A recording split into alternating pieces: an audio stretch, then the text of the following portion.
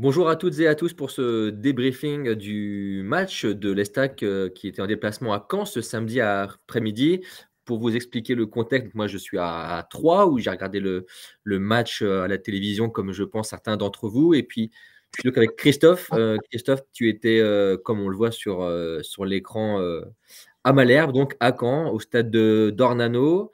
Et tu étais à l'instant là dans les entrailles du stade où tu as pu croiser les Troyens et recueillir leurs premières réactions. Donc, l'Estac qui a gagné 1-0, première victoire à l'extérieur de la saison. Quelles sont les premières réactions, les premiers sentiments que tu as pu recueillir de la part des Troyens? Écoute, bonjour à tous, bonjour Alan. Effectivement, je suis dans le stade là, qui s'est vidé où il y avait 15 000 personnes tout à l'heure. Je sors de la conférence de presse où on va dire que il y avait un décalage entre ce qu'on a pu voir, toutes les images de joie, le clapping, les gens les joueurs qui étaient à terre, exténués après avoir défendu, on va dire, leur bout de gras pendant 90 minutes. Et puis les mots qui sont plus modérés, voilà, avec le recul très vite.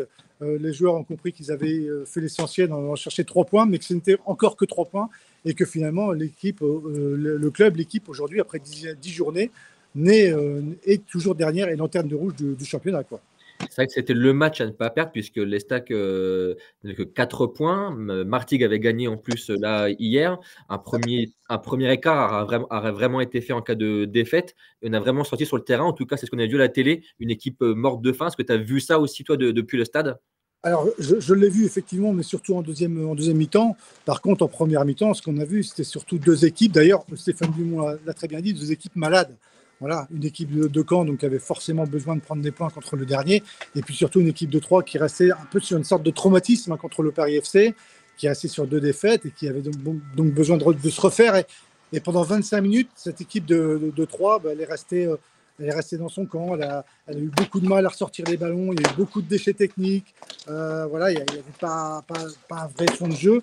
Et il a fallu attendre 25-30 minutes avant que le Stack ne sorte de sa réserve et ne vienne porter le danger dans le camp malherbiste.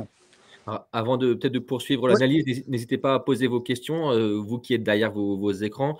J'ai le chat à côté de moi, je pourrais lire des questions et les relayer auprès de Christophe. Christophe, justement, sans trahir de secret, là, si tu peux juste enlever le pouce de ta caméra, c'est Pardon, la radio sur la caméra. Ouais. excuse-moi. Sans trahir de secret, je t'ai envoyé un message en première mi-temps et je t'ai dit, à l'heure de la sieste, c'est parfait ce match.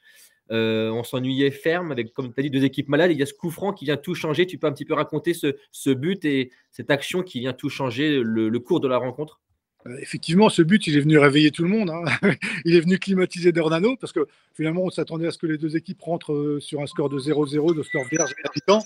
Parce que finalement, je crois que c'est Thomas, le défenseur du Stade Malherbe, qui a dit 3 n'a rien montré et nous, on n'avait aucune occasion non plus, quoi. Donc, il ne s'est vraiment rien passé. Les deux gardiens n'avaient pratiquement rien eu à faire. Et il y a ce coup franc, effectivement, de Mchangama qui je pense, match dévié par le mur, et il y a Saïd qui gicle au second poteau et qui vient, alors non pas contre le cours du jeu, parce que comme je disais tout à l'heure, l'Estac était sorti un petit peu de son camp, mais en tout cas, voilà, c'est un but où l'Estac a enfin eu la réussite qu'il a parfois fui ces derniers temps, quoi, avec ce coup franc contré. Et alors, je vois pas tout à fait la fin de l'action sur Saïd, mais je crois il est tout heureux que ça lui rebondisse dessus, j'ai Alors, l'impression. le coup franc, on se demande, enfin, à la télé, on se demandait justement, on n'a pas l'impression qu'il a été contré, qu'en fait, c'est un coup franc un peu flottant. D'accord, Je pense qu'il veut frapper au but, et Mchangama, on dirait, en direct en tout cas. Et effectivement, Saïd est d'accord. sur la trajectoire un peu avec bonheur, mais il a le mérite d'être là et donc d'ouvrir le score. Avant de parler peut-être de la fin du match où ça a vraiment été chaud pour l'Estac, des choix forts Oui. d'entrée dans la composition de Stéphane Dumont avec plusieurs joueurs donc, qui n'étaient pas sur la pelouse d'entrée contre Paris il y a 4 jours seulement. Et notamment, c'était le choix un petit peu attendu et espéré par une partie aussi des supporters de l'Estac, le remplacement du gardien, Zachary Boucher, donc sur le banc, et Nicolas Lemaitre, titulaire pour la première fois de la Oui. saison. Comment tu l'as trouvé, le gardien, pour sa première? Bah, alors disons que Nicolas Lemaitre n'a pas été beaucoup sollicité en première mi-temps. Néanmoins, je l'ai trouvé plutôt serein et sûr dans ses prises de balles. Il a eu simplement, à mon avis, un moment, un dégagement au pied un petit peu approximatif qui allait en touche. Mais sinon, le reste du temps, c'était propre, c'était rassurant. Et c'est ce qu'a expliqué le coach. Après, il fallait qu'il active d'autres leviers. Voilà, ce levier-là en faisait partie. Psychologiquement, il avait besoin de chercher des solutions ailleurs. Comme tu l'avais écrit la veille, Boucher n'avait été coupable de rien. Néanmoins, il n'avait jamais été vraiment décisif. Et aujourd'hui, là, cet après-midi, on peut dire que le maître l'a été hein, sur la fin de match. Il n'a pas été très sollicité, comme je disais, tout le match. Par contre, en deuxième mi-temps, et surtout dans les 5 dernières minutes et dans le temps additionnel, là, on peut dire que lui a été décisif. Alors, un clean sheet pour Boucher pendant 9 journées, c'était le match à Bastia. Et là, premier clean sheet pour le mettre. Forcément, c'était un levier, comme tu l'as dit, mais forcément, ça va être durable. Parce que quand on change un gardien, généralement, c'est pas pour faire tourner, c'est vraiment pour vraiment l'installer. C'est ce qu'a un petit peu expliqué Stéphane Dumont en conf ou pas Oui, spécialement? oui, oui, quand on l'a forcément interrogé sur le fait qu'il allait faire perdurer cette titularisation, il a évidemment abondé dans ce sens. Hein. Le maître sera titulaire sur les 2 prochains matchs à domicile. Ça ne fait aucun doute. Hein. Il a abondé là-dessus. Et puis voilà, effectivement, il a livré une partie qui a rassuré parce que c'était un pari osé, peut-être pas risqué, mais en tout cas un pari osé de la part du coach. Hein. Parce que Zachary Boucher a néanmoins une certaine aura, une certaine influence. Voilà, le sortir, c'était un choix fort. Comme je disais, il n'avait pas commis d'erreurs lourdes, mais il fallait faire tourner la roue dans un autre sens et le maître y a contribué aujourd'hui. Surtout que le Met, pour ceux qui se souviennent, l'année dernière déjà avait dû remplacer Alemdar qui était blessé. Il s'était un petit peu, voilà, un petit peu troué pour son premier match contre Auxerre, puis vraiment était très très fautif contre à Rodez la semaine d'après. Donc on peut aussi se demander comment lui allait s'installer. Comme tu l'as dit, il a été plutôt serein et puis décisif en fin de match. Ça va aussi le mettre en confiance lui pour vraiment lancer sa saison, quoi. Ouais, c'est ça. On n'a pas senti un gardien de but qui était en manque de compétition ou en manque de repères. Moi, je l'ai trouvé tout de suite dans son match.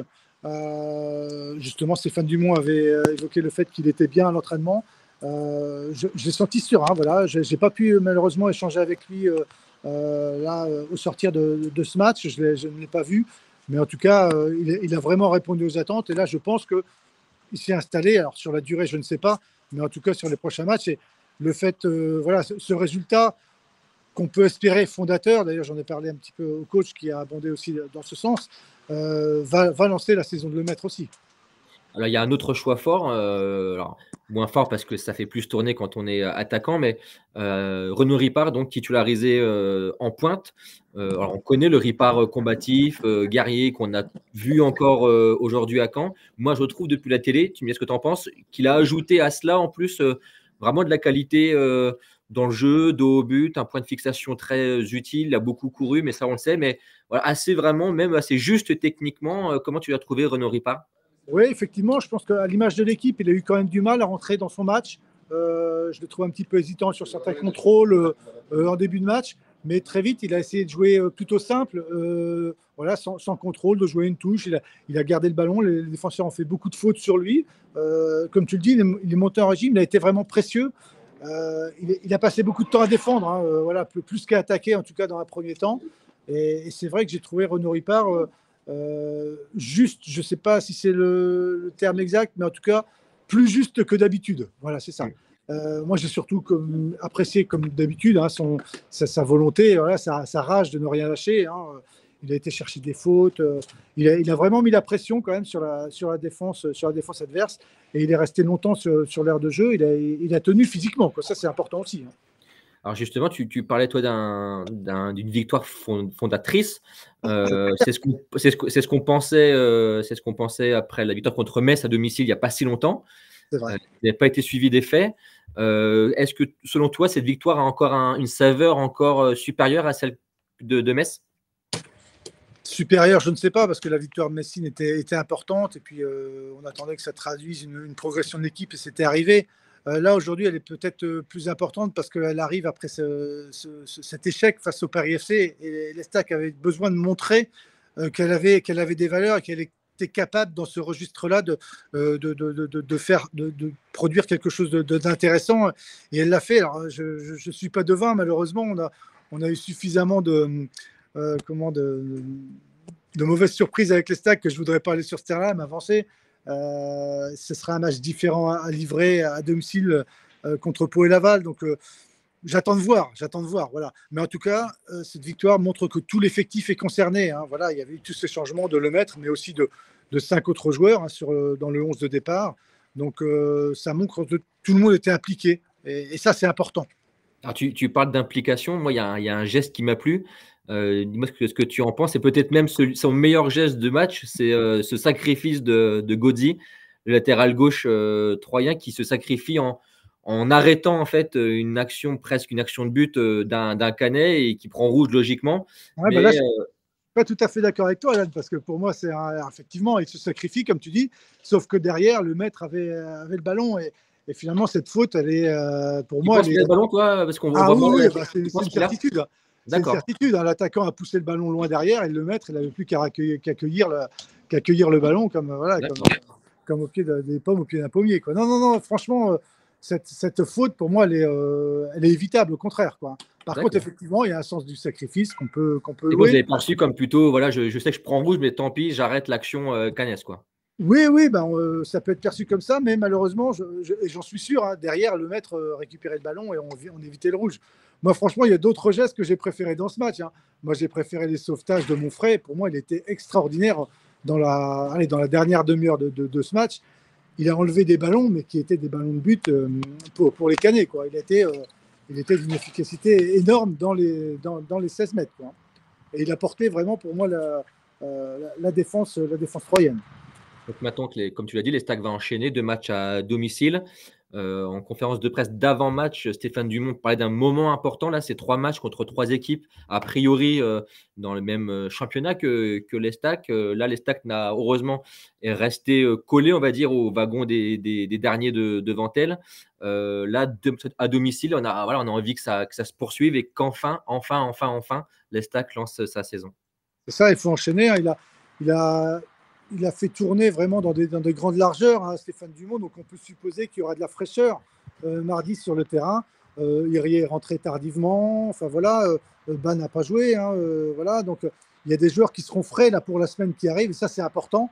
Oui, je pense que là, l'Estac doit enchaîner à domicile, et je pense que là, psychologiquement, elle a marqué des points pour moi, je pense. Et voilà, ça doit lui permettre d'enchaîner cette semaine.